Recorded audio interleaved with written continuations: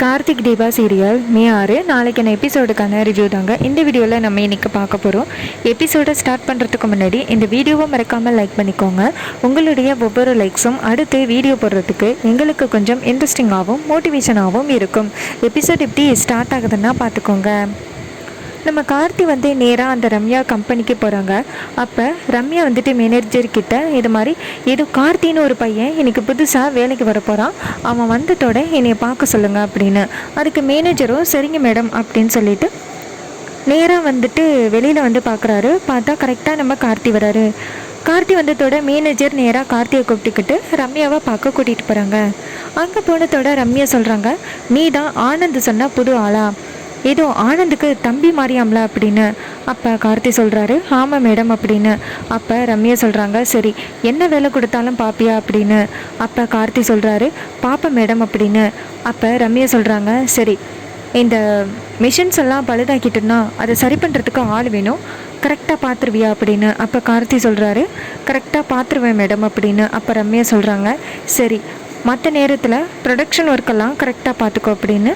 இது கேட்டுட்டு கார்த்தியும் சரி மேடம் அப்படின்னு சொல்லிட்டு வேலைக்கு கிளம்புறாங்க. இன்னொரு பக்கம் மேனேஜர்கிட்ட ரம்யா சொல்கிறாங்க, இங்கே பாரு இவன் எப்படி வேலை பார்க்குறான்னு ஆனந்த் பார்க்க சொல்லியிருக்கான், ஒரு தப்பு பண்ணால் கூட என்கிட்ட சொல்லிடு அப்படின்னு. இது கேட்டுட்டு மேனேஜரும் சரிங்க மேடம் அப்படின்னு சொல்கிறாங்க. அதுக்கப்புறமா அந்த ரம்யா நேராக ஆனந்துக்கு கால் பண்ணி என்ன பண்ணுற அப்படின்னு கேட்க ஆனந்த் கேட்குறாரு, கார்த்தி வந்துட்டானா அப்படின்னு. அதுக்கு ரம்யா சொல்கிறாங்க, நீ சொன்ன ஆள் இங்கே வந்தாச்சு, ஆனால் நீ சொல்கிற மாதிரி இல்லையே, கொஞ்சம் சாஃப்டாக தானே இருக்கான் அப்படின்னு. அதுக்கு ஆனந்த் சொல்கிறாரு, அவன் பார்க்க தான் அப்படி நல்லா ஏமாற்றுவான், அவன் வேலையே ஒழுங்காக பார்க்க மாட்டான், அவனை கொஞ்சம் நேரடியாக பார்த்துக்கோ அப்படின்னு.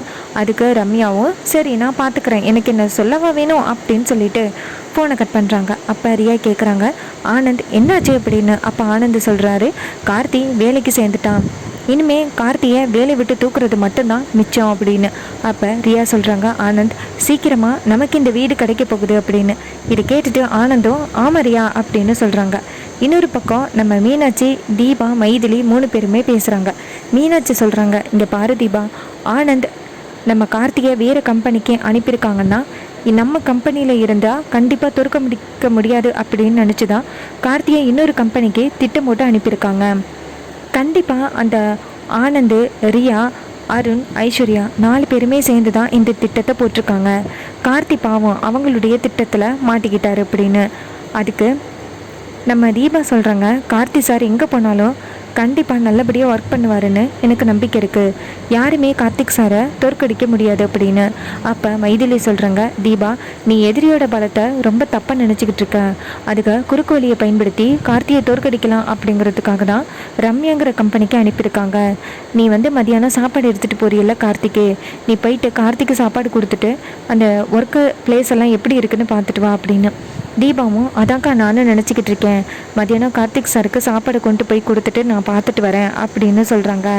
இன்னொரு பக்கம் நம்ம மீனாட்சி சொல்கிறாங்க, எதுக்கும் பார்த்துப்போ, ஏன்னா அது புது கம்பெனி, உன்னை யாருக்குமே தெரியாது, அதனால் உன்னை விரட்டி அடிக்கிறதுக்கு தான் பார்ப்பாங்க, அதனால் நீ கொஞ்சம் சேஃப்டியாக போய் சாப்பாடு கொடுத்துட்டு வா அப்படின்னு. அப்போ நம்ம தீபா சொல்கிறாங்க, அதெல்லாம் நான் பார்த்துக்கிறேன் அக்கா அப்படின்னு. அப்புறமா நம்ம அபிராமி நேராக தீபாவை கூப்பிட்டு, தீபா எங்கே கிளம்புற அப்படின்னு கேட்க, அப்போ நம்ம தீபா சொல்கிறாங்க, கார்த்திக் சாருக்கு சாப்பாடு எடுத்துகிட்டு போகிறேன், அவர் கேன்டீன் சாப்பாடை சாப்பிட்டு ரொம்ப உடம்பு இழைச்சி போயிட்டு, அதனால தான் வீட்டில் சமைச்சு இப்போ எடுத்துகிட்டு போகிறேன் அப்படின்னு. அப்போ நம்ம ஐஸ்வர்யா சொல்கிறாங்க, அத்தா இதெல்லாம் டூ மச்சு, தீபா வீட்டில் சமைக்கிற சாப்பாடெல்லாம் கொண்டு போய் கார்த்திக்கு கொடுத்தா கார்த்தி சொகுசு வாழ்க்கை மாதிரி வாழுவார், சாப்பாடெல்லாம் கொண்டு போகக்கூடாது அப்படின்னு. அப்போ அபிராமி சொல்கிறாங்க, ஐஸ்வர்யா கார்த்தி கம்பெனியில் ஒழுங்காக வேலை பார்க்குறானா அப்படிங்கிறது மட்டும்தான் ரூல்ஸு, கார்த்தி சரியான சாப்பாடு சாப்பிடக்கூடாது அப்படின்லாம் ரூல்ஸ் கிடையாது அப்படின்னு. இதை கேட்டுட்டு ஐஸ்வர்யா இரிட்டேட் ஆகி அந்த இடத்துலேருந்து போகிறாங்க. அப்போ நம்ம அபிராமி சொல்கிறாங்க தீபா கிட்ட, இங்கே பாரு தீபா நீ சாப்பாடு எடுத்துகிட்டு போ, யார் என்ன சொல்கிறான்னு நானும் பார்த்துறேன் அப்படின்னு. தீபாவும் சரிதா அப்படின்னு சொல்லிட்டு சாப்பாடு எடுத்துக்கிட்டு நேராக கார்த்திக்கு கொடுக்கறதுக்காக கம்பெனிக்கு கிளம்புறாங்க.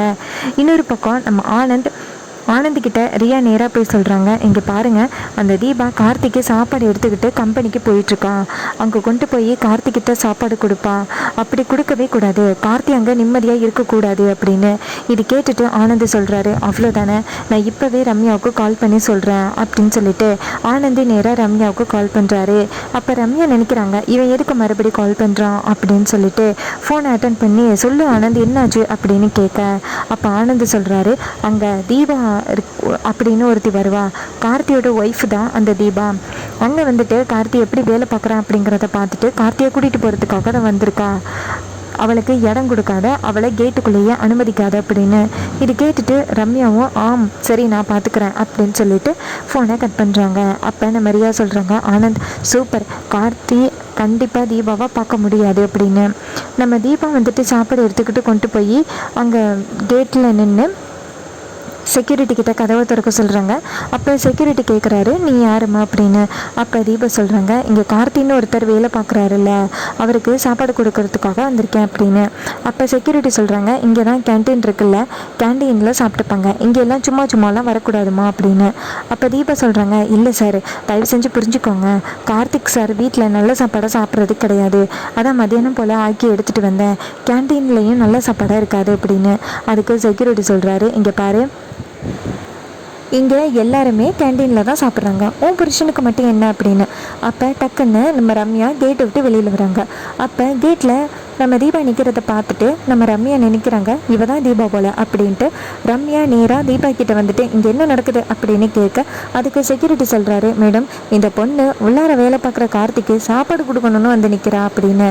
அப்போ ரம்யா சொல்கிறாங்க, இங்கே பாரு, அதான் கேன்டீனில் சாப்பாடு கொடுக்குறாங்கல்ல, நீ என்ன எக்ஸ்ட்ராவாக சாப்பாடு எடுத்துகிட்டு வந்திருக்கா, கொண்டுட்டு போ, இந்த மாதிரியெல்லாம் கம்பெனிக்கு சாப்பாடு எடுத்துகிட்டு வரக்கூடாது அப்படின்னு.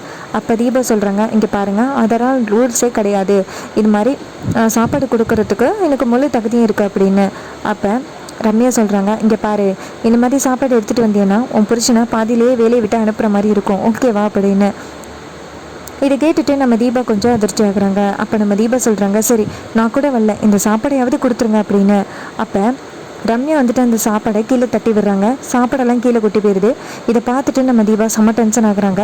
எவ்வளோ பெரிய ஆளாக இருந்தாலும் இந்த சாப்பாடை மதிக்காமல் சாப்பாடை கொட்டி விடுறியே, நீ எல்லாம் ஒரு பொம்பளையா அப்படின்னு. அப்போ ரம்யா சொல்கிறாங்க, இங்கே பாரு, வார்த்தையை கொஞ்சம் அளந்து பேசு, நான் யாருன்னு தெரியாமல் பேசுகிறேன், நான் தான் இந்த கம்பெனியோட முதலாளி அப்படின்னு. அப்போ தீபா சொல்கிறாங்க, இங்கே வேலை பார்க்குறாரே கார்த்தி, அவர் யார் தெரியுமா, அவர் தான் இந்த அபிராமி காஸ்மெட்டிக்ஸ் கம்பெனியோட ஓனர் அப்படின்னு. இதை கேட்டுட்டு ரம்யா சொல்கிறாங்க, ஏய் புழுகுனது போதும், உன்னுடைய சாப்பாடு குப்பையெல்லாம் எடுத்துக்கிட்டு போய்கிட்டே இரு அப்படின்னு. அப்போ நம்ம தீபா சொல்கிறாங்க, உனக்கு இருக்குடி அப்படின்னு சொல்லிட்டு நம்ம தீபா சாப்பாடையெல்லாம் எடுத்துக்கிட்டு அந்த இடத்துலேருந்து வெளியில் போகிறாங்க. கார்த்தி சாப்பிடாம இருப்பார் அப்படின்னு நம்ம தீபா ரொம்பவே ஃபீல் பண்ணுறாங்க. இன்னொரு பக்கம் ரம்யா நேராக கம்பெனிக்குள்ளே வராங்க. கம்பெனிக்குள்ளே வந்துட்டு நேராக கார்த்திக்கிட்ட, வெளியில் அவன் பொண்டாட்டி வந்து நின்றுக்கிட்டு சாப்பாடு எடுத்துக்கிட்டு உள்ளார வரணும்னு சொன்னான், இங்கே பாரு, இந்த மாதிரியெல்லாம் இனிமேல் சாப்பாடெல்லாம் எடுத்துகிட்டு வரக்கூடாது, இங்கே கேன்டீனில் மட்டும்தான் சாப்பிடணும், வெளியிலேருந்து சாப்பாடு எடுத்துகிட்டு வரக்கூடாது அப்படின்னு சொல்கிறாங்க. அதுக்கு கார்த்தி சொல்கிறாரு, ஓகே மேடம், இனிமேல் நான் எடுத்துகிட்டு வர சொல்ல மாட்டேன் அப்படின்னு சொல்கிறாரு.